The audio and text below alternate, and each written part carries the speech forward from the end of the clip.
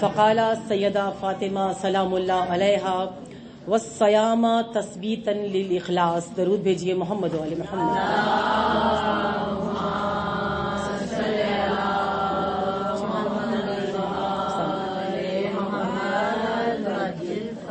تفسیر خطبہ فاطمیہ آپ کے سامنے جاری ہے. جناب فاطمہ زہرا کا وہ خطبہ اور خطبے کا وہ حصہ کہ جس میں جناب فاطمہ نے احکام دین کو بیان کیا اور احکام دین کو بیان کرنے کے ساتھ ساتھ اس کے فلسفے کو بیان کیا. یعنی اگر خدا نے ہم پر ان احکام کو واجب قرار دیا ہے تو اس کے پیچھے فلسفہ کیا ہے، خدا ہماری کیا بہتری چاہتا ہے. نماز ہے تو کیوں ہے، روزہ ہے تو کیوں ہے، حج و زکوٰۃ ہے تو کیوں ہے، والدین کا احترام رکھا ہے تو کیوں رکھا گیا ہے، امامت رکھی ہے، ولایت رکھی ہے اور ان کی اطاعت کو واجب قرار دیا گیا ہے، ائمہ کی اطاعت کو تو کیوں واجب قرار دیا گیا ہے. یعنی وہ فلسفہ، وہ حقیقت کہ جس سے ہم عام طور پر ان اعمال سے واقف نہیں ہوتے، جناب سیدہ اپنے اس خطبے میں بیان فرما رہی ہیں. اور انہی احکام میں جہاں ان تمام چیزوں کا بی بی نے تذکرہ کیا ہے، وہیں پر تذکرہ کیا ہے روزے کا، کہ روزہ اخلاص کے ثبات کے لیے ہے. یعنی خالص ہو جائے ہمارا وجود، خالص ہو جائے ہمارا دین، خالص ہو جائے ہمارا نفس، خالص ہو جائے. کس کے ذریعے سے؟ روزے کے ذریعے سے. اور فقط خالص نہ ہو، اتنا خالص ہو جائے کہ اس خلوص میں ثبات آ جائے. یعنی اتنا ثابت ہو جائے کہ کوئی بھی اگر اس میں ملاوٹ کرنا چاہے تو کوئی ملاوٹ نہ کر سکے، اتنا زیادہ خالص ہو جائے. ہمیں کیونکہ خلوص کی یا خالصیت کی عادت نہیں ہے. یعنی کوئی چیز اگر بہت خالص ہو تو ہمیں ہضم نہیں ہوتی. یعنی اگر آپ دودھ کی ہی مثال لے لیں کہ اگر دودھ بغیر پانی کے آپ پیئیں تو آپ کے پیٹ میں درد ہو جائے گا، کیونکہ آپ کو خالص دودھ کی عادت نہیں رہی. اور اب اس کے برعکس اگر اسی میں پانی ڈال کے پی لیں تو شاید آپ کی طبیعت نہ خراب ہو. جن کو عادت نہیں ہے، خاص طور پہ ہم شہر والے، جن کو عادت نہیں ہے پانی ملا دودھ کے علاوہ خالص دودھ پینے کی، تو وہ بڑی جلدی بیمار ہو جاتے ہیں خالص دودھ سے. کیوں؟ کیونکہ ہمیں ہر شے میں ملاوٹ کی عادت ہے. آپ اگر کوئی کھانا بنائیں اور وہ ایک عام ایسا کھانا ہو کہ اس میں 3-4 مسالے ڈال کے آپ وہ بنا لیں، آپ کو لطف نہیں آئے گا، آپ کو مزہ نہیں آئے گا. جب تک کہ 10, 15, 20 مسالے اس میں شامل نہ کیے جائیں آپ کو اس کا مزہ نہیں آئے گا. یہاں تک کہ اگر آپ بازار سے کوئی مکس مسالہ بھی خریدتے ہیں تو پہلے چیک کرتے ہیں اس میں کتنے ہیں. اگر جتنے زیادہ مسالے ہیں اتنا زیادہ ذائقہ ہے، اتنا زیادہ اس کو ڈالا جائے گا، اتنا ہی لیا جائے گا. یعنی ذائقوں کی اور ذائقوں میں ملاوٹ کی عادت ہے. تو جن لوگوں کو ملاوٹ کی عادت ہو جاتی ہے انہیں خالص چیز ہضم نہیں ہوتی ہے. بالکل جس طرح ہمارے کھانے کے اندر ہمارا یہ حال ہے. اگر آپ پہلے عرب کے زمانے میں دیکھیں، مولا کا اگر کچھ نہیں بھی پڑھا آپ نے تو اتنا تو پڑھا ہوگا نا کہ جب مولا کائنات جا رہے تھے اپنی بیٹی کے گھر تشریف لے کر گئے اور بیٹی نے مولا کے آگے جب تو عام رکھا تو مولا نے کہا تھا کہ اس میں سے ایک چیز ہٹا لو. تو کیا چیزیں تھیں؟ جو بھی چیز تھی خالص تھی. جو کی روٹی تھی تو خالص تھی، نمک تھا تو کچھ مکس نہیں تھا، نمک کے اندر مرچیں ڈال کے اور پانی ڈال کے چٹنی بھی نہیں بنائی، اور اگر سرکہ ہے تو وہ بھی خالص ہے. یعنی جو چیزیں سامنے رکھی ہیں خالص ہیں. تو پہلے کیونکہ خالص تھا اور خالص کی عادت تھی. اب کیونکہ کھانے میں بھی خالص کی عادت نہیں رہی ہے تو ہمارا یہی حال دین میں ہے. ہمیں دین میں خالص دین کی عادت نہیں رہی. جب تک دین کسی شے کے ساتھ مخلوط نہ ہو جائے، کوئی چیز مکس نہ ہو جائے، جب تک کوئی چیز مل نہ جائے ہمیں وہ ہضم نہیں ہوتا. اور جب ہمیں خالص دین بتایا جاتا ہے، جب ہمیں خالص چیز بتائی جاتی ہے، جب ہمیں خالصتاً وہی چیز بتائی جاتی ہے جو معصومین نے پہنچائی ہے، جو انبیاء نے پہنچائی ہے، وہ ہمیں ہضم نہیں ہوتی. پھر ہم کہتے ہیں یہ نیا دین سنا ہے، یہ نئی بات سنی ہے. کیوں نیا لگتا ہے؟ کیونکہ مخلوط دین کی عادت تھی. ایسا دین جو مکسچر تھا، ملا ہوا تھا، اس کی عادت تھی. ہم اگر خالص ہو جائیں، جس طرح جناب سیدہ کہہ رہی ہیں، روزے کے ذریعے سے اخلاص آ جائے اور اس اخلاص میں ثبات آ جائے، اگر یہیں سے ابتدا ہو، اپنے وجود سے ہی خالص ہونا شروع ہو جائیں اور ہمیں خالصیت کی عادت ہو جائے اور مخلوط ہر شے کو اپنے وجود سے اگر ہم باہر نکال دیں تو دین خالص بھی ہمیں ہضم ہونا شروع ہو جائے گا. ہمیں عجیب نہیں لگے گا. ہمارا آدھا معاشرہ علماء کے خلاف کیوں ہے؟ جو حقیقی علماء ہے، سب علماء نہیں ہوتے، لیکن حقیقی علماء کے خلاف آدھے سے زیادہ معاشرہ ہے. کیوں؟ کیونکہ حقیقی دین پہنچا رہے ہیں، اور جو بھی حقیقت پہنچائے گا وہ برا لگے گا. کیوں؟ کیونکہ مخلوط کی عادت تھی. ہمیں عادت کس چیز کی تھی؟ ابھی جب اہل حرم کوفہ پہنچے اور باقی جتنے بھی وہاں لوگ تھے جو کوفی موجود تھے وہاں پر، جنہوں نے خط لکھے تھے، جنہوں نے بلایا تھا، پھر بیعت بھی کی تھی، بے وفائی بھی کی اور اپنے گھروں میں بیٹھے رہے اور نہیں گئے، جب انہوں نے یہ قافلہ دیکھا تو گریہ کرنا شروع کر دیا، رونا شروع کر دیا. رو تو وہ بھی رہے تھے، تکلیف تو ان کو بھی تھی، محبت تو اہل بیت سے انہیں بھی تھی، محبت تو وہ بھی کرتے تھے. کوئی اذیت پہنچا کر تو نہیں روتا. اگر محبت رکھتا ہے تو ہی گریہ کرتا ہے، تو ہی روتا ہے. تو وہ جتنے لوگ وہاں پر تھے وہ محبت میں رو رہے تھے. ان کو تکلیف ہو رہی تھی، انہیں اذیت ہو رہی تھی کہ جو اہل حرم آئے ہیں ان کو اسیر بنا کے لایا گیا ہے. بہت سے ایسے تھے جو پچھتا رہے تھے، کاش ہم کربلا چلے جاتے، کاش ہم بھی وہاں پر موجود ہوتے. بہت سے پچھتاوے کے آنسو رو رہے تھے. اور بی بی نے کہا بھی کہ تم اب پچھتا رہے ہو، تم پچھتاوے کے آنسو رو رہے ہو کہ تمہارا حق ہے کہ تم ایسے ہی رو. یعنی ہمارا بھی گریہ ایک مرتبہ دیکھیں خالص ہے یا نہیں ہے. گریہ ہم بھی کرتے ہیں، روتے ہم بھی ہیں، آنسو ہمارے بھی نکلتے ہیں. ہمیں دیکھنا ہے اس گریے میں بھی خلوص ہے یا نہیں ہے. کہیں یہ وہ آنسو تو نہیں ہے کہ دین خالص نہیں ہے، وجود خالص نہیں ہے، نفس خالص نہیں ہے، اور جو دین نے دیا ہے، جو اہل بیت نے دیا ہے، اس کو اپنائے بغیر ہم فقط ان پر گریہ کر رہے ہیں. اہل بیت نے یہ نہیں کہا کہ فقط ہم پہ رو، بلکہ کیا کہا کہ ہم سے پہلے لو جو ہم دے رہے ہیں. یہ 72 جو وہاں موجود ہیں وہ کیا کر رہے ہیں؟ وہ اہل بیت جو دینا چاہتے ہیں وہ لے رہے ہیں.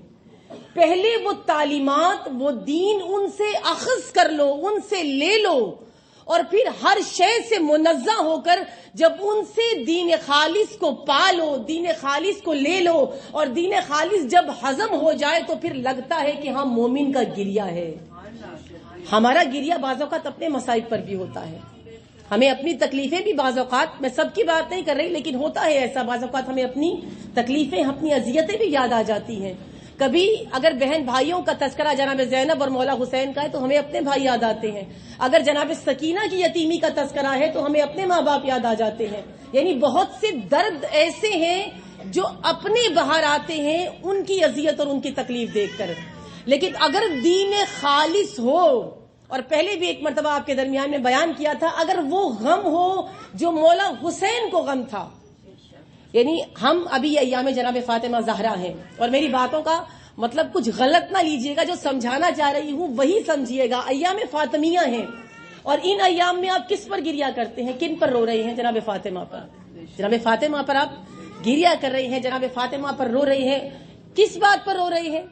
کہ جناب فاطمہ پر دروازہ گرایا گیا، جناب فاطمہ کے محسن کو شہید کر دیا گیا، جناب فاطمہ کو اذیت دی گئی، جناب فاطمہ کو تکلیف دی گئی، جناب فاطمہ گریہ کیا جناب فاطمہ، یعنی جناب فاطمہ کی اذیتوں پر رو رہے ہیں. ایسا ہی ہے نا، ہم جتنے مصائب ان کی درد کے پڑھتے ہیں اتنا زیادہ ہم پر گریہ طاری ہوتا ہے. جب بیان ہوتا ہے کہ بی بی پر دروازہ گرایا اور بی بی کس اذیت میں تھی، ہم گریہ کرتے ہیں. جب بتایا جاتا ہے مولا علی کے گلے میں رسی کو باندھ کر کھینچا گیا، ہم اس پر گریہ کرتے ہیں. جب بتایا جاتا ہے کہ کتنے کرب میں، کتنی تکلیف میں جناب سیدہ کی شہادت ہوئی، ہم اس پہ گریہ کرتے ہیں. لیکن کیا سوچا ہے جناب سیدہ کس پر گریہ کر رہی ہیں؟ بی بی کا غم کیا ہے؟ کیا اپنے ہی مصائب پر؟ کیا اپنی ہی تکلیفوں پر؟ نہیں.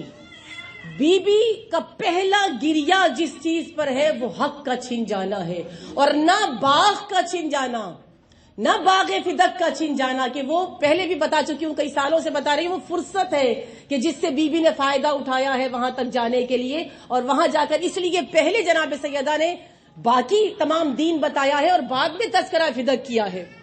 یہاں جناب سیدہ جس تکلیف میں اور جس غم میں ہے وہ یہ ہے کہ دین نے، خدا نے تمہیں جو رہبر دیا تھا، جو رہنما دیا تھا، جو سرپرست دیا تھا، جو ولی دیا تھا، تم نے اس کی ولایت کو ترک کر دیا، تم نے حق ولایت کو چھینا ہے، نہ حق کے فدق.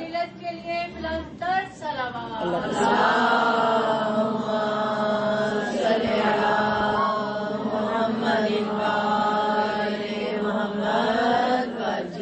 یہ نہیں ہے کہ فقط حق فدق ہم یہ سوچیں کہ بیوی کو وہ حق نہیں ملا، بھلے کہ اس کے لیے وہ بھی بیوی کے خطبے میں موجود ہے، فدق کے سوال جواب ہیں، جہاں سے سامنے والے نے، حاکم نے سوال کیا ہے، جہاں بیوی نے جواب دیا ہے، جہاں اپنے حق کا بیان کیا ہے، قرآن کے ذریعے سے جناب سیدہ نے اپنے حق کو وضاحت کی ہے کہ میرا حق کیسے بنتا ہے، فدق میرا حق کیسے ہے، وہ سب اس خطبے میں بڑے واضح طریقے سے موجود ہے۔ لیکن وہ سب ہوتے ہوئے جناب سیدہ جو پہلی بات کر رہی ہیں وہ دین ہے، جو جس چیز کو بارہا جناب سیدہ خطبے کے آخر تک بیان کرتی رہی ہے وہ ولایت علی ہے، یعنی وہ حق جو سب سے پہلے چھینا گیا ہے وہ ولی خدا کا حق ہے۔ اور جناب سیدہ کی تکلیف، جناب سیدہ کا گریہ یہ ہے کیونکہ خالص ہے، ہماری تکلیفیں اور ہیں اور ان کی تکلیفیں اور ہیں، ان کے درد اور ہیں، ہم کسی اور بات پر، آج ہمارا گریہ کس بات پر بنتا ہے؟ ہم جب الاجل کہتے ہیں نا مسکراتے ہوئے، ہمارا گریہ بنتا ہے کہ وہ کیوں ظاہر نہیں ہوتے، انہیں ان کے آگے سے کیوں پردوں کو نہیں اٹھایا جاتا۔ گریہ کرنا چاہیے اس بات پر کہ ایک ولی حق کے ولایت سے محروم ہے۔ دنیا میں ہزار لوگ برسر اقتدار ہیں، نہ جانے کون کون اقتداروں پر بیٹھے ہوئے ہیں جو حق کے حکومت نہیں رکھتے، لیکن وہ حق کے حکومت اپنے آپ کو حاکم سمجھ رہے ہیں، اپنا حق سمجھ کر بیٹھے ہیں، جبکہ جو حاکم ہے، جس کو حق کے حاکمیت خدا نے عطا کیا ہے، وہ پردہ غیب میں ہے۔ لیکن وہ پردہ غیب میں کیوں ہے؟ گریہ اس لیے بنتا ہے کہ وہ پردہ غیب میں ہماری اور آپ کی وجہ سے ہے، وہ ریزن ہم ہیں، وہ وجہ ہم ہیں۔ کیوں؟ کیونکہ ہم مخلوط دین میں خوش ہیں۔ اگر دین خالص ہوتا تو ہم بکھرے ہوئے نہ ہوتے۔ آج یہ بکھرنا ہمارا، یہ ٹوٹنا ہمارا، یہ بہت بڑی وجہ ہے امام کے نہ آنے کی۔ لیکن اگر ہم خالص ہو جاتے، یہ بی بی کا خطبہ اب یہ کوئی معمولی بات نہیں کہہ رہی ہیں، بی بی کے خالص ہو جاؤ، اور کس کے ذریعے سے؟ روزے کے ذریعے سے آبیاری کرو، اپنے خلوص کی، اپنے نفس کی، اپنے وجود کی، خالص ہو جاؤ۔ اگر قرآن کی آیت پڑھی نہیں ہوگی تو سنی تو ہوگی بار بار، کہ قرآن تو پڑھتے ہوں گے لیکن ترجمہ عموماً ہمارے ہاں کم ہی پڑھا جاتا ہے۔ لیکن اگر اسے میں اپنے لفظوں میں بیان کروں کہ جب شیطان نے خدا سے مذاکرات ہوئے تھے، شیطان کی گفتگو ہوئی تھی، تو شیطان نے کیا کہا تھا کہ اب میں تیرے بندوں کو بھٹکاؤں گا، اب میں تیرے بندوں کو، جب خدا نے اسے اپنی درگاہ سے نکال دیا، اپنی بارگاہ سے نکال دیا، تو کہا اب میں انہیں بھڑکاؤں گا، اب میں انہیں بھٹکاؤں گا، اب میں ان پر حملے کروں گا، اب میں ان کے دین پر حملے کروں گا، اب میں ان کے عقائد پر حملے کروں گا، اب جو تیرے بندے ہیں ان کو متزلزل کروں گا، ان کے ارادوں کو کمزور کروں گا، ان کو ہلاؤں گا، ہاں مگر وہ جو تیرے مخلص ہیں۔ یعنی مخلص لوگوں کو نہیں ہٹا سکتا۔ مخلص کون؟ کہ جن میں اخلاص ہے، جو خالص ہو چکے ہیں۔ خالص لوگوں کو میں نہیں بھٹکا سکتا، خالص لوگوں کو میں نہیں ہلا سکتا، خالص لوگوں کو میں ان کی جگہ سے ان کے ارادوں کو کمزور نہیں کر سکتا۔ جو مخلص ہیں ان کو میں نہیں بھٹکا سکتا، ہاں باقی تیرے بندوں کو بھٹکاؤں گا، اور وہ کر رہا ہے، وہ کر رہا ہے۔ اور کون ہے جو نہیں بھٹکتے؟ وہ جو مخلص ہیں۔ اور جناب سیدہ اپنے خطبے میں غیر معمولی مقام پر، غیر معمولی خطبے میں، غیر معمولی لوگوں کے درمیان میں بتا کیا رہی ہیں کہ روزہ تمہارے اخلاص کے ثبات کے لیے ہے۔ یعنی یہاں جناب سیدہ اتنی حفاظت کر رہی ہیں آپ کے دین کی کہ یہاں بھی شیطان سے بچانا چاہتی ہیں کہ اگر خالص ہو جاؤ گے۔ میں نے کل بیان کیا تھا کہ کچھ چیزیں ہیں جیسے خالص ہے، مخلص ہے، مخلص ہے، اخلاص ہے۔ یعنی مخلص شیطان کے بہکاوے میں آ جائے گا، یہ نہیں کہا کہ مخلص کو میں نہیں بھٹکا سکتا، بلکہ اس نے کہا سوائے تیرے مخلص بندوں کو۔ یعنی مخلص بھٹکائے میں آ سکتا ہے۔ مخلص کس کو کہتے ہیں؟ مخلص یعنی جس میں پہلے ملاوٹ ہو لیکن پھر اس کو دور کر دیا جائے۔ یعنی کسی چیز کے اندر ملاوٹ کو جب دور کیا جائے تو ہم یہ کہتے ہیں کہ اب یہ مخلص ہے۔ پہلے تھی، بعض لوگ بھی ایسے ہوتے ہیں نا، اگر میں لوگوں سے مثال دوں، میری بات سمجھ میں آ رہی ہے نا، اگر میں عام بندوں سے، لوگوں سے مثال دوں کہ جیسے ابھی میں نے پچھلی 2 مجالس میں منافقت کی مثال دی آپ کو۔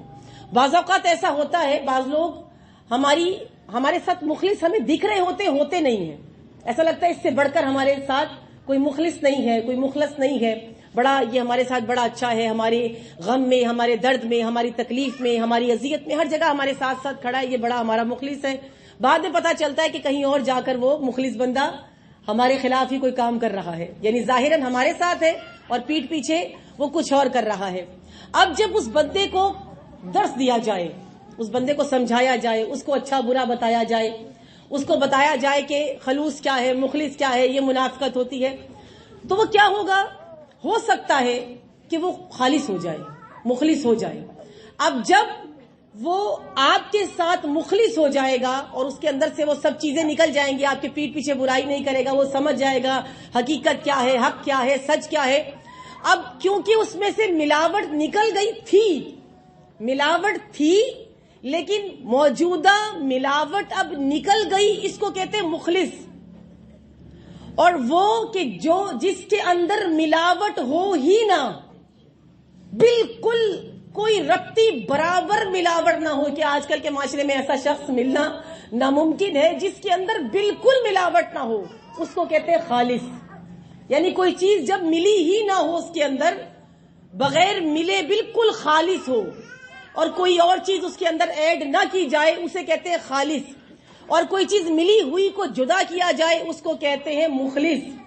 اور وہ چیز جس کے اندر سے جد و جہد کر کے، وہ چیز جس کے اندر سے جد و جہد کر کے تمام غلاظتوں کو، تمام گندگیوں کو، تمام ملاوٹوں کو جب نکال دیا جائے اور آخر میں جو بچ جائے، اس کو کہتے ہیں مخلص۔ یہ مخلص ہے، اور جناب سیدہ اسی اخلاص کی طرف لے کر آ رہی ہیں۔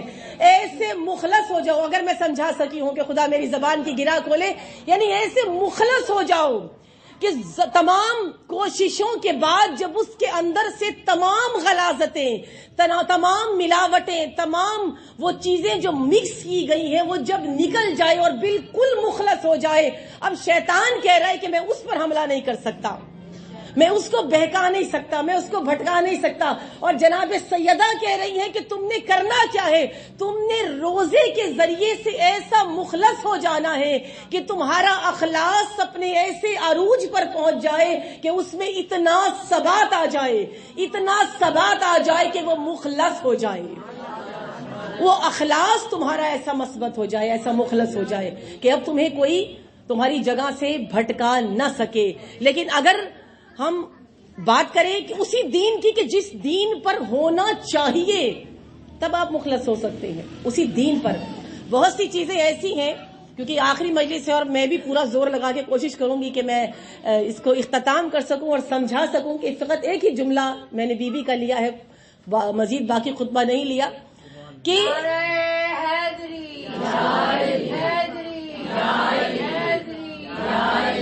عظمت اور فضیلت کے لیے بلند سے بلند تر صلوات۔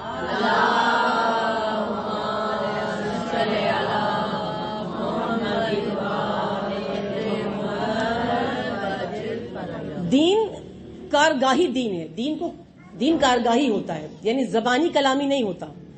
یعنی فقط آپ بھی کہتے رہے نماز پڑھیں، میں بھی کہتی رہوں نماز پڑھیں، سب کہتے رہے روزہ رکھیں تو دین ہو گیا، یہ دین نہیں ہے جب تک عمل نہیں ہوگا۔ تو دین رسول خالی زبان سے نہیں بتا رہے تھے، عمل کر کے بتا رہے تھے۔ نماز ہے واجب، تم پر کر دی گئی ہے، ایسے پڑھنی ہے، یعنی عمل کیا، اور رسول نے خود پڑھی اور عمل کر کے بتایا، یعنی دین اس کو کہتے ہیں کارگاہی دین۔ یعنی دین کارگاہی ہے، یعنی کار کرنا ہے، عمل کرنا ہے، فعل کرنا ہے، انجام دینا ہے، اور بغیر انجام دیے آپ کا دین نہیں ہے۔ آپ کا دین میں کارگاہ ہے، اور کارگاہ بار بار عمل کیوں کرایا جاتا ہے؟ میں نے کل بیان کیا تھا 40 دن، رسول کی حدیث بیان کی تھی کہ اگر اللہ کے لیے انسان اخلاص کے ساتھ 40 دن گزار دے اخلاص کے ساتھ، تو پھر کیا ہوتا ہے؟ انسان کے اندر چشمے پھوٹ جاتے ہیں علم و حکمت کے، اگر وہ کل کی حدیث یاد ہو تو۔ یعنی 40 دن، تو کیوں 40 دن یہ عمل کیوں کرنا ہے؟ کیونکہ 30 یا 40 دن ہمارے ہاں تو چہلم اور مطلب اس سلسلوں میں جاتا ہے، نہیں، 30 یا 40 دن اس لیے کہا گیا کہ ایک عمل کو جب بار بار تکرار کیا جاتا ہے تو وہ وجود کا حصہ بن جاتا ہے۔ ایک ہی چیز آپ نے کوئی آیت یاد کرنی اور آپ سے نہیں ہو رہی، یہ جو بچے قرآن کو حفظ کرتے ہیں نا، جو حافظ بنتے ہیں، ماشاءاللہ سے ہمارے ہاں کم بنتے ہیں عموماً، لیکن جو حافظ بنتے ہیں نا بچے، اگر آپ کراچی میں جائیں تو وہاں پہ باقاعدہ ایک ادارہ ہے کہ جہاں پہ بچوں کو قرآن، ہمارا ادارہ جس میں بچوں کو قرآن اور نہج البلاغہ بہت خوبصورت انداز سے حفظ کرائی جاتی ہے. یہاں بھی بہت سے ہیں، اور تمام بچے جو بھی جس مسلک کے بھی ہیں، آپ نے دیکھا ہوگا بہت سے بچے قرآن کو بہت بچپنے میں حفظ کرتے ہیں. تو جب حفظ کی ابتدا کرتے ہیں تو ابتدا میں ایک آیت کو وہ کہتے ہیں 40 دن پڑھو. یعنی آپ نے جب ابتدا کرنی ہے آیت کی، اس آیت دیتے ہیں، کہتے ہیں 40 دن اس کو پڑھو. وہ 40 دن جب اس آیت کو پڑھتا ہے وہ آیت اسے حفظ ہو جاتی ہے. یعنی ایک چیز آپ بار بار جب پڑھتے ہیں، ہم جب بچپن میں تختیاں لکھتے تھے، اب وہ زمانہ نہیں رہا، لیکن آپ میں سے جو بہت سے ہمارے زمانے کے بیٹھے ہوں گے، پہلے تختیوں پہ لکھوایا جاتا تھا اور ایک ہی املا دے کے کہتے تھے کہ بار بار تختی پہ لکھنا ہے، مٹانا ہے، لکھنا ہے، مٹانا ہے، یا سلیٹ سلیٹی پہ کہتے تھے لکھنا ہے، مٹانا ہے. یعنی یہ کیسی کار ہے، یہ کیسی کارگاہ ہے. کیوں ہے؟ کیونکہ اس سے پہلے جیسے اب بچے میتھ میں بڑے کمزور ہوتے ہیں، وہ صفحے کالے کر رہے ہوتے ہیں بیٹھے ہوئے، پہلے سلیٹ سلیٹی پر آپ وہ میتھ کرتے تھے، سوال کرتے تھے، پھر مٹاتے تھے، پھر کرتے تھے، پھر مٹاتے تھے، آخر میں آپ حافظ ہو جاتے تھے سوال کے، پھر آپ کو وہ سوال رٹ جاتا تھا. یعنی ایک چیز کو جب بار بار کیا جائے تو وہ چیز حفظ ہو جاتی ہے، اور اگر کوئی عمل بار بار کیا جائے تو وہ وجود کا حصہ بن جاتا ہے. ایک ہی عمل کو اگر بار بار کرے تو خدا نے جو یہ رمضان میں 30 روزے رکھے ہیں نا، یہ اسی لیے ہیں. 30 دن تسلسل سے ایک ہی عمل بار بار کرنا. ایک پہلی عادت ڈلے گی فجر میں اٹھ جانا. یعنی جب آپ سحری میں اٹھتے ہیں، یہ تہجد کا وقت ہے. تہجد 3 دن تک تسلسل سے جو عورت کچن میں جا رہی ہے 30 دن تک، اب 30 دن کے بعد 31ویں دن اس کی آنکھ ضرور کھلے گی. اب جب کھلے گی تو روزہ نہیں رکھنا، لیکن تہجد تو ہو سکتی ہے. اب وہ عادت کیونکہ وجود کا حصہ بن رہی ہے، اب وہ چیز جو 30 دن تک بھوکا شکم، بعض اوقات عید والے دن بھی لگتا ہے کہ روزہ ہے، ایسا ہوتا ہے نا عید والے دن، کیونکہ 30 دن تسلسل سے روزے رکھے، اب عید والے دن بھی لگ رہا ہے کہ کچھ کھا رہے ہیں تو گناہ کر رہے ہیں، کیونکہ روزہ محسوس ہوتا ہے. کیوں؟ کیونکہ روزہ، اگر میں سمجھا سکی ہوں کہ روزہ وجود کا حصہ بن گیا. اب آپ عام روٹین میں نماز کو آگے پیچھے کرتے ہوں گے، لیکن رمضان میں نماز اپنے ٹائمنگ پہ ادا ہوتی ہے، ظہرین اپنی وقت پر ادا ہوتی ہے، مغربین اپنے وقت پر ادا ہوتی ہے، کھانا اپنے وقت پر کھایا جاتا ہے، افطاری اپنے وقت پر ہوتی. ایسی روٹین بن جاتی ہے کہ کافی دن تک آپ کے وجود کا حصہ رہتی ہے. تو جناب سیدہ یہی تو لانا چاہتی ہے کہ جس طرح خدا نے 30 دن کے روزوں کو واجب کیا ہے، تو اس طرح نہیں کہ تمہارا فقط شکم خالی رہے، بلکہ ایک الگ سے کتاب میں حدیث ہے جناب سیدہ کی، اور یہ حدیث ہم باقی ائمہ سے منسوب کرتے ہیں. جناب سیدہ کی حدیث ہے کہ روزہ کس کس چیز کا ہے. بی بی اپنی حدیث میں بیان کرتی ہے کہ تمہارا، اگر تمہاری آنکھوں کا، تمہاری سماعت کا، تمہارے نفس کا، تمہارے کانوں کا، تمہاری زبان کا اگر روزہ نہیں ہے تو گویا تمہارے شکم کا بھی روزہ نہیں ہے. یعنی پھر تم بھوکے پیاسے ہو اگر تمہاری نگاہوں کا روزہ نہیں ہے، تمہاری زبان کا روزہ نہیں ہے، تمہارے کانوں کا روزہ نہیں ہے. تو یعنی اگر بی بی کی اس حدیث کو بھی اس میں شامل کیا جائے کہ یعنی اس قدر اخلاص کہ 30 دن تک ان تمام چیزوں کا، یعنی بولنا غلط نہیں ہے، بولنا برا نہیں ہے، اگر برائی بھی کرنی ہے تو افطاری کا انتظار کیا جاتا ہے، اگر غیبت بھی کرنی ہے تو ٹیلی فون پہ یہ جو پیکیجز چلتے ہیں افطاری کے بعد کا انتظار کیا جاتا ہے، سحری سے پہلے کا وقت تلاش کیا جاتا ہے. یعنی روزے میں غیبت نہیں کر سکتے ہیں، روزے میں لعب اور لہب نہ سن سکتے ہیں، نہ کر سکتے ہیں، نہ دیکھ سکتے ہیں، روزے میں فحاشی نہیں دیکھی جا سکتی، روزے میں گانا نہیں سنا جا سکتا، روزے میں یہ تمام چیزیں منع ہے، روزے میں جھوٹ نہیں بول سکتے، روزے میں آپ ائمہ معصومین کے لیے بھی کوئی جھوٹی حدیث آپ بیان نہیں کر سکتے. یعنی کتنی پابندیاں ہیں. روزے میں کسی سے غیبت نہیں سننی ہے، روزے میں کسی سے جھوٹ نہیں سننا ہے، روزے میں کسی اور کی فضول گفتگو نہیں سننی ہے، روزے میں اپنی زبان سے گانا نہیں گانا ہے، روزے میں اپنی زبان سے فضول شاعری نہیں کرنی ہے، روزے میں اپنی زبان سے جھوٹ نہیں بولنا ہے. یعنی اپنی زبان کا روزہ، اپنے کانوں کا روزہ، اپنی آنکھوں کا روزہ، اپنے شکم کا روزہ. نہ زبان سے کچھ جائے، نہ زبان سے کچھ آئے، نہ کانوں سے کچھ جائے، نہ کانوں سے کچھ آئے، نہ آنکھوں سے کچھ دیکھا جائے، نہ آنکھوں میں کچھ اتارا جائے. یعنی اتنی چیزوں کا روزہ جب مومن 30 دن تک رکھے تو 31ویں دن تک خود باخلوص مومن ہو جاتا ہے. ہو جاتا ہے نا ایسا. اس لیے کہا دین کارگاہی دین ہے، عملی دین ہے کہ عمل کرو. زبان سے نہ کہو کہ میرا روزہ ہے، عمل کر کے بتاؤ کہ ہاں روزہ اس کو کہا جاتا ہے، اور اگر ایسا روزہ ہو تو وہ اخلاص پیدا کرتا ہے اور اخلاص کے ثبات کو بلند کر دیتا ہے، یعنی ثبات پیدا ہو جاتا ہے اخلاص میں۔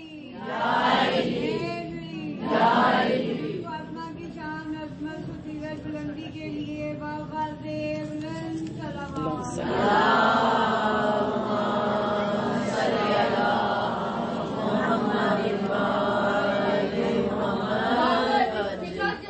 جوڑ پہ لانا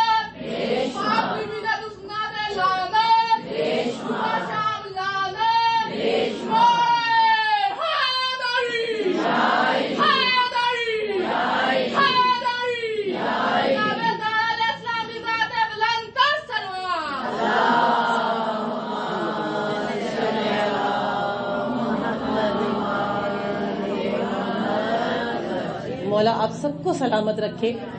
میری ایک التجا ہے، ایک ریکویسٹ ہے کہ بے شک بی بی کے تمام قاتلین، ظالمین، جنہوں نے ظلم کیا، جنہوں نے حق چھینا، ان سب پہ ہم سب کی طرف سے اور خدا کی طرف سے، خدا کے فرشتوں کی طرف سے، زمین و آسمان میں رہنے والی مخلوق کی طرف سے ان سب پہ لعنت ہے۔ لیکن میری ایک التجا صرف اتنی ہے کہ جب بی بی کی فضائل یا ان کی سیرت بیان کی جائے تو بی بی کا نعرہ لگائیں، یعنی بی بی کو آپ لبیک کہیں کہ ہاں بی بی آپ نے یہ ہمیں بتایا ہے، اب ہم حاضر ہیں اور ہم اس پر عمل کرنے کے لیے تیار ہیں۔ اور پھر جب قاتلین اور دشمنان کا ذکر ہو پھر ان پر لعنت کریں، یعنی پھر وہ ایک سیکوینس سے بات جو ہے وہ تسلسل سے ایک چلتی ہے۔ تو بے شک جو قاتلین ہیں وہ سب کچھ ہے، میں معذرت کے ساتھ کہوں گی، لیکن وہ تسلسل سے پھر ایک سلسلہ چلتا ہے۔ اور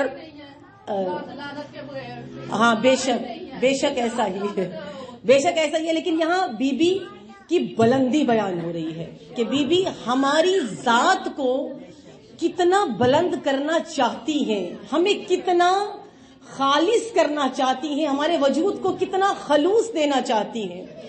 ہم اگر خالص ہو جائیں، ہمارا وجود خالص ہو جائے تو پھر ہم اپنے دین کے کس مقام تک پہنچیں گے۔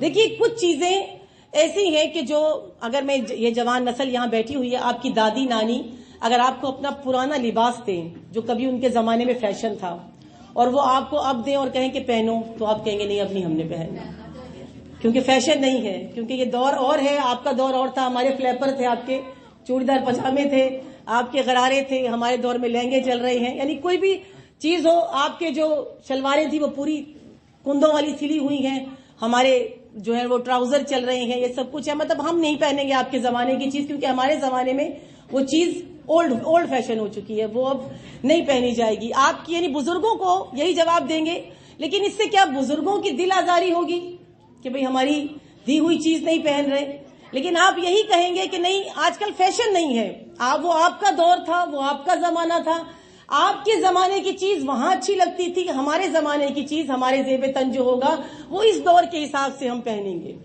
ہم اپنے دور کے حساب سے چلنا پسند کرتے ہیں کہ ہمارا دور یہ کہتا ہے ہم نے یہ لباس پہننا ہے۔ تو جب ہم لباس پرانا پہننا یا پرانے فیشن کا پہننا پسند نہیں کرتے، تو جب اس نئے فیشن کے حساب سے دین میں وہ آباء و اجداد والا وہ دین کہ جس میں بہت سی چیزیں مخلوط ہو چکی ہیں، ہم وہ لینا کیوں پسند کرتے ہیں؟ ہے نا بہت سا دین میں بہت سی چیزیں خود ذاتی طور پر اگر میں آپ لوگوں کی الگ الگ گھروں میں آپ لوگوں سے بیٹھوں، آپ خود کہیں گے ہاں فلاں چیز غلط ہے، ہم میں ہے، دین میں نہیں ہے وہ، لیکن ہاں بزرگ یہ کہتے تھے تو فلاں چیز غلط ہے، بزرگ یہ منگل کو بزرگ کہتے تھے کہ نہانا نہیں ہے، معصوم کی حدیث نہیں ملے گی، لیکن کیونکہ امی نے کہا تھا کہ منگل کو نہیں نہانا، امی نے کہا تھا کہ جمعرات کو نہیں نہانا، امی نے کہا تھا فلاں دن کپڑے نہیں دھونے، بھئی ایسا ہی ہے نا کہ بہت سی چیزیں ہم نے احادیث سے سنی ہے وہ الگ چیز ہے، لیکن جو احادیث سے نہیں سنی وہ بہت سی چیزوں کا جواز ہم یہ پیش کرتے ہیں کہ امی نے کہا تھا، نانی نے کہا تھا، دادی نے کہا تھا، یعنی دین میں بہت سی چیزیں مخلوط ہیں اجداد کی، وہ ہم نہیں چھوڑتے، کیوں؟ کیونکہ ہمارے اجداد کی ہیں، ہم نہیں چھوڑ سکتے، ہم انہیں نہیں ترک کر سکتے، ہم انہیں نہیں ہٹا سکتے، یہ نہ ہو جائے، وہ نہ ہو جائے، فلاں چیز میں آن ہے، اچار ڈال لیا تو میرے گھر میں کوئی مسئلہ ہو جائے گا، فلاں چیز میں اپنے گھر میں نہیں بنا ہے، یہ آن اکثر لوگ، میں کالا لباس اب میں نہیں سی سکتی اپنے پیسوں سے کہ میرے گھر میں آن ہے جی میں کالا، مطلب یہ آن کہاں سے آئی؟ معصوم نے نہیں کہا کہ تم اپنے پیسوں کا کالا لباس نہ پہنو، معصوم نے نہیں کہا کہ تم پورا کالا لباس نہیں پہن سکتے ہو، معصوم کی کوئی حدیث نہیں ملے گی، لیکن یہ کہاں سے ہے؟ ہمارے اجداد سے چلا آ رہا ہے۔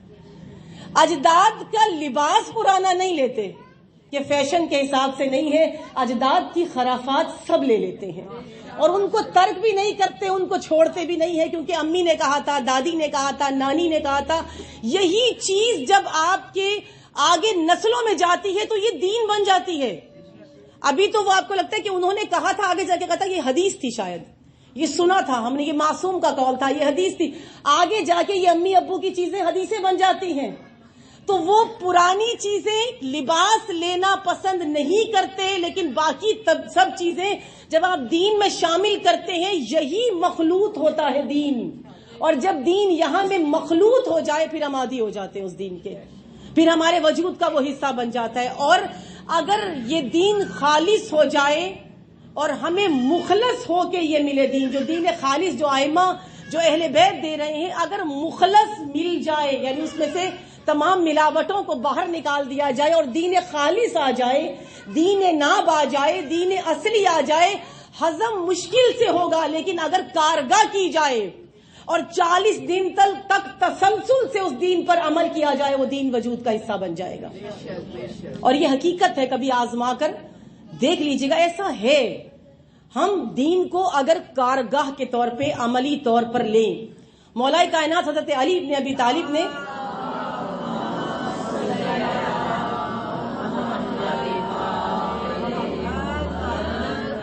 مولا علی کی بھی ایک حدیث ہے جس میں مولا نے کچھ چیزوں سے ملاوٹ کو دور کرنے کا حکم دیا ہے کہ ان چیزوں میں ملاوٹ نہیں ہونی چاہیے، یعنی کسی چیز سے مخلوط نہ ہو جائے، کسی چیز میں شامل نہ ہو جائے، وہ چیز، یا آپ کی زبان میں کہوں کہ وہ چیز منافق نہ ہو جائے، کوئی چیز اس میں شامل نہ ہو جائے، کوئی دوسری چیز اس میں نہ آ جائے۔ مولا علی کی حدیث کے مطابق ہے تمہارے قول میں ملاوٹ نہ ہو۔ سب سے زیادہ ملاوٹ ہمارے قول میں آتی ہے، ہم ایک جگہ کچھ کہتے ہیں اور دوسری جگہ جا کر کوئی، اگر میں خواتین کی معذرت کے ساتھ بات کروں تو ایک جگہ سے کسی کا پیغام بھی دینا ہو تو وہ ایک جگہ سے بات اٹھاتی ہے، چار اس کے اندر ذاتی مکس ہو جاتی ہے، اس کا قصور بھی نہیں ہے، اندر یہ بن گئی ہے، فطرت میں یہ چیز شامل ہو گئی ہے، حصہ کارگاہی ہے نا، عملی ہو گیا ہے سارا کچھ، تو چار چیزیں شامل کر کے آگے میسج جاتا ہے، پھر اس سے وہ جو، اور ساتھ یہ کہتے ہیں کسی کو بتانا نہیں ہے۔ ہر وہ بات جو پوری برادری کو پتا ہوگی، ہر عورت دوسرے کو بتاتے ہوئے کہے گی کسی کو بتانا نہیں ہے۔ ہر کسی کو یہ بات ایک سے دوسرے تک ویسے پہنچتی ہے۔ یہ امام نے فرمایا کہ تمہارے قول میں ملاوٹ نہ ہو، تمہاری تقریر میں ملاوٹ نہ ہو، تمہارے فعل میں، اپنے فعل کو خالص کر دو، اپنے عمل کو خالص کر دو، تمہارے عمل میں ملاوٹ نہ ہو، تمہاری سماعت میں ملاوٹ نہیں ہونی چاہیے، تمہاری نفرت میں ملاوٹ نہیں ہونی چاہیے، تمہارے بغض میں ملاوٹ نہیں ہونی چاہیے۔ کتنی بڑی بات ہے۔ آپ کہیں گے کہ مولا نے نفرت کا حکم دیا ہے، ہم نفرتیں کرتے ہیں ایک دوسرے کی بنیاد پر، کسی نے میرے خلاف کوئی بات کی ہے میں اس کی دشمن ہو جاؤں گی، اس نے میرے خلاف کی ہے، مولا فرماتے ہیں یہ دشمن نہیں ہے، جو تمہاری ذات کے خلاف بات کرے وہ تمہارا دشمن نہیں ہے، ہاں جو دین کے خلاف بات کرے وہ تمہارا دشمن ہے، جو دین کے خلاف بات کرے، اگر تمہارے دین کے خلاف جو بات کر رہا ہے وہ دشمن ہے۔ ہمارے ہاں ذاتی اختلافات، زیادہ تر جھگڑے ہم لوگوں میں جو آپسی ہیں وہ یہی ہے کہ ایک دوسرے کے خلاف بات کی ہوئی ہے، کسی کا جھگڑا دین کے خلاف نہیں ہوگا۔ زیادہ ملیں گے وہ لوگ ایک دوسرے کے کان میں کان ڈالے ہوئے جن دونوں کا دین ایک دوسرے سے مختلف ہوگا، جن دو کے عقائد آپس میں نہیں ملتے ہوں گے انہی کے رشتے ہو رہے ہوں گے، جن کے عقائد آپس میں نہیں ملتے ہوں گے وہی دوست ہوں گے، جن کے عقائد آپس میں نہیں ملتے ہوں گے وہی ایک دوسرے کے قریب بیٹھے ہوئے ہوں گے، جن کے عقائد دین کی، کیونکہ دین مخلوط ملا ہے نا، ان کے لیے دین میں پرواہ نہیں ہے، ہاں اس نے میری ذات پہ بات کی ہے تو یہ میرا دشمن ہے۔ مولا نے کہا نفرت بھی خالص کر لو، نفرت بھی بالکل خالص ہو، مخلوط نہ ہو، خالص ہو۔ کیسی نفرت ہو، کیسا بغض ہو کہ اس نے میرے دین پر انگلی اٹھائی ہے، اس نے قرآن پر انگلی اٹھائی ہے، اس نے خدا پر انگلی اٹھائی ہے، اس نے توحید پر انگلی اٹھائی ہے، اس نے شرک کیا ہے، اگر اس طرف کوئی لے کے جا رہا ہے تو وہ آپ کا دشمن ہے۔ یہ دشمنی ایسی، اپنی نفرتوں کو اور دشمنیوں کو خالص کر لو۔ امام فرما رہے ہیں اپنے قول کو، اپنی فعل کو، اپنی سماعتوں کو، اپنی نفرتوں کو، اپنے بغض کو ایک دم خالص ہو جائے یہ سب کچھ تمہارا۔ اور یہ خالص کب ہوگا؟ وہی جس کی کنجی، جس کی چابی، جس تالے کی چابی جناب سیدہ بتا رہی ہیں روزے کے ذریعے سے۔ بی بی نے چابی دے دی آپ کو کہ روزے کے، بڑی آسان سی ہے، تمہیں کوئی چلے نہیں کاٹنے، تم نے کوئی اور عمل نہیں کرنا، فقط روزہ تمہارے وجود میں اخلاص کو پیدا کرنا شروع کر دے گا۔ روزے کے ذریعے سے آئیں۔ ہم ابھی جب کسی کا موازنہ کر رہے ہوتے ہیں، پہلے جب رشتے ہوتے تھے نا، یہ میں مثال کے طور پر سمجھانا چاہتی ہوں کہ پہلے جب رشتے ہوتے تھے خاندانوں میں، تو پھر لڑکے کو دیکھنے کے لیے بڑی ریسرچ کی جاتی تھی، یعنی لڑکا کہاں اٹھتا ہے، کہاں بیٹھتا ہے، کس آفس میں جاب کرتا ہے۔ ابھی کچھ عرصہ پہلے تک یہ تھا کہ کس آفس میں بیٹھ رہا ہے، کہاں جا رہا ہے، دوست کون ہے، محفل کون سی ہے، مطلب پورا اس کا سارا سسٹم دیکھا جاتا تھا۔ اپنی بیٹی دینی ہے، ظاہر ہے اس کے گھر میں اس نے ساری زندگی رہنا ہے، تو یہ لڑکے کا سارا سیٹ اپ دیکھا جاتا تھا، دوستوں کو، یاروں کو، محلے والوں سے پوچھا جاتا تھا، دکانداروں سے پوچھا جاتا تھا، قریب قریب کے لوگوں سے پوچھا جاتا تھا۔ اب یہ سب کچھ اس کی ضرورت نہیں پڑتی ہے۔ اب صرف لڑکے کا موبائل لے لیں، صرف موبائل، آپ کو لڑکی کا بھی، لیکن خاص طور پہ میں لڑکے کی بات کر رہی ہوں، لڑکیاں ہماری برا منا جاتی ہیں۔ لڑکے کا موبائل لے لیں اور موبائل کھول کے دیکھ لیں، آپ کو پتا چل جائے گا اس کی سوسائٹی کیا ہے۔ اب وہ نہیں بیٹھتے چوراہوں پہ، اب نہیں بیٹھتے ادھر ادھر، اس کا موبائل دیکھ کے آپ کا موبائل بتا دے گا کہ اس کی صحبت کیا ہے، اس کا مائنڈ کیا ہے، اس کا دماغ کیا ہے، اس کی سوچ کیا ہے، اس کی فکر کیا ہے، یہ خالص ہے یا نہیں ہے۔ اس کے لیے ماں باپ سے پوچھنے کی ضرورت نہیں ہے، وہ بند کمرے میں جو موبائل استعمال کر رہا ہے، یہ موبائل بتا دے گا کہ یہ خالص کتنا ہے۔ تو ایک چیکنگ کے لیے یہی کافی ہو جاتا ہے۔ اب ماں باپ نہیں پھرتے ہیں، بس وہ یہی دیکھ لیتے ہیں فیس بک پہ اس نے کیا چڑھایا ہوا ہے، وہاں پہ کیا ہے۔ اکثر لڑکیاں ہی بتا دیتی ہیں کہ یہ سب کچھ وہاں پہ اس نے گل کھلا رکھے ہیں۔ یعنی یہ چیز بھی بتاتی ہے کہ آپ خالص ہیں یا نہیں ہیں۔ آپ اگر کہیں رشتہ کرنے جائیں اس کے لیے بھی خلوص ضروری ہے، یعنی بیٹی کے رشتے کے لیے مرد خالص تلاش کرتے ہیں، لڑکا خالص تلاش کرتے ہیں، جہاں بیٹیوں کو دینا ہو خالص تلاش کرتے ہیں، لڑکی لینی ہو تو ماں باپ خالص تلاش کرتے ہیں، لڑکی خالص تلاش کرتے ہیں، ایک پاکیزہ بچی تلاش کرتے ہیں، کہیں نوکری دیکھنی ہو تو حق و حرام اور حلال دیکھ کر آپ خالص تلاش کرتے ہیں۔ لیکن جب دین کی بات آتی ہے تو دین میں ہم خالص تلاش نہیں کرتے۔ دین میں خالص ہمیں نہیں چاہیے، دین جیسا ہے چل رہا ہے چلنے دو نا۔ اسی لیے پہلی ابتدا اپنی ذات سے کریں۔ جس دن ہم اور آپ خالص ہو گئے پھر ہمیں ملاوٹی دین اچھا نہیں لگے گا، پھر دین خالص ہی پسندیدہ ترین دین ہوگا، لیکن اس وقت جب ہم خود خالص ہو جائیں۔ ہمیں خلوص کے لیے جناب سیدہ کی طرف جانا ہوگا۔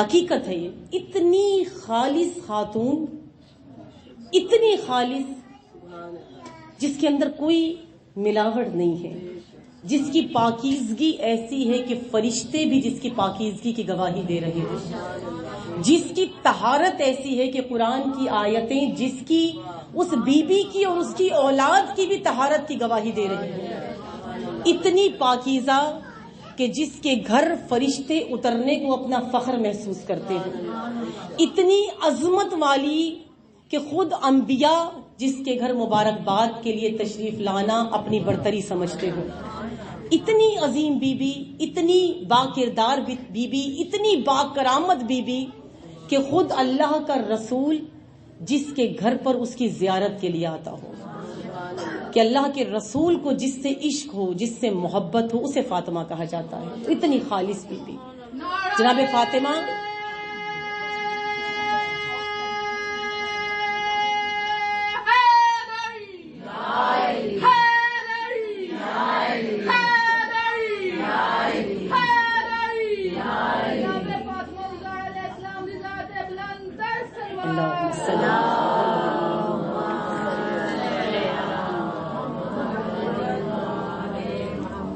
سلامت رہیں۔ یہ نعروں کے لیے ہاتھ اٹھانے والے، یہ نعرے لگانے والے، خدا ان کی آوازوں کو سلامت رکھے، ان کی دعاؤں کو مستجاب کرے پروردگار عالم۔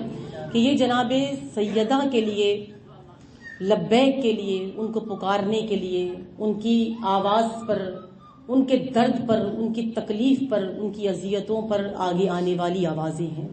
یہ وہ وجود ہیں انشاءاللہ تعالی کہ جو جناب سیدہ کے لیے، ان کے حق کے لیے ضرور آگے بڑھیں گے.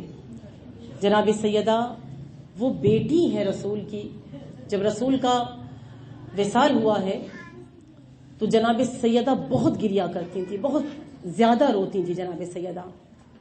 تاریخ کے جملے ہیں کہ جیسے جیسے دن گزرتے جاتے تھے بی بی کا گریا بلند ہوتا جاتا تھا. یعنی پہلے دن جتنا گریا کیا ہے جناب سیدہ نے، دوسرے دن اس سے بڑھ کے گریا کیا ہے. تسلسل سے بی بی روتی تھی، اور تاریخ کہتی ہے اتنا روتی تھی کہ خود ارد گرد کی خواتین مولا علی کے پاس آئیں اور آ کر کہا کہ فاطمہ کے گریے سے ہم پریشان ہوتے ہیں، ہمارا دل گھبراتا ہے، فاطمہ سے کہو کہ کم رویا کرے یا اپنے رونے کا وقت مقرر کر لیں. وہ بی بی، وہ بابا کو رونے والی، وہ بابا سے عشق کرنے والی، جب 8واں دن آیا نا تسلسل سے، کیونکہ پہلے دن سے رو رہی تھی اور شدید رو رہی تھی جناب سیدہ. ہمارے ماں باپ جب دنیا سے چلے جائیں گریا کر کر کے آخر میں صبر آ جاتا ہے اور پھر انسان خاموش ہو جاتا ہے. 7ویں 8ویں دن انسان خاموش ہو جاتا ہے، لیکن تاریخ کہتی ہے جناب سیدہ کا گریا بڑھتا چلا گیا. اور جب ایک ہفتہ ہوا، 8واں دن آیا تو جناب سیدہ کے صبر کے تمام بندھن ٹوٹ گئے. اب جناب سیدہ حجرے میں بیٹھ کے نہیں روئی، اب جناب سیدہ صحن میں آئی اور صحن میں آ کر اتنی بلند آواز سے روئی، اتنی بلند آواز سے روئی کہ ارد گرد انصار کی خواتین، مہاجرین کی خواتین جمع ہونا شروع ہوئی کہ مدینے کے اس محلے میں عورتوں کی چیخیں بلند ہو گئی. ایسا لگتا تھا کہ جیسے مدینے میں کوہرام برپا ہے. جناب سیدہ کے رونے کی آواز بلند ہو رہی تھی، اور ایک مرتبہ بی بی نے روضہ رسول کی طرف رخ کیا، قبر رسول کی طرف رخ کیا اور رو کر کہا بابا بابا، اے ابو القاسم، اے میرے بابا فاطمہ آپ کو یاد کرتی، اے بابا فاطمہ کو اپنے پاس بلا لو، اے بابا فاطمہ پہ بڑے ظلم ٹوٹے ہیں، اے بابا فاطمہ آپ کے بغیر نہیں رہ سکتی. واہ محمدہ، واہ محمدہ. جب بی بی کی واہ محمدہ کی صدائیں بلند ہوئی ہے نا، وہ خواتین جو جنازے کے بعد نہیں آئی تھی، جو بی بی کو پرسا دینے کے لیے نہیں آئی تھی، لیکن بی بی کا گریا سن کر گھر میں جمع ہونا شروع ہو گئی. بی بی نے گریا کر کے رو رو کے کہا بابا بابا مجھے کوئی چپ کرانے نہیں آتا، بابا مجھے کوئی دلاسا دینے نہیں آتا. بابا پہلے جب میں رویا کرتی تھی نا تو آپ خطبہ چھوڑ دیتے تھے. بابا جب آپ کو خبر ہوتی تھی کہ میری بیٹی غمگین ہے، بابا آپ خطبہ چھوڑ کر میرے گھر آ جایا کرتے تھے. بابا اب کوئی میرے گھر نہیں آتا. بابا پہلے میں آپ کے سینے پہ سر رکھ کے اپنے دکھوں کا مداوا کر لیتی تھی. اے بابا اب کوئی سینہ نہیں ہے، اے بابا اب کوئی میرا سننے والا نہیں ہے، بابا اب کوئی فاطمہ کی فریاد سننے والا نہیں ہے. اے بابا اب کہا جاتا ہے کہ فاطمہ کو خاموش کرایا جائے، بابا مجھے آپ پہ رونے نہیں دیا جاتا، بابا مجھے آپ پہ گریا نہیں کرنے دیا جاتا.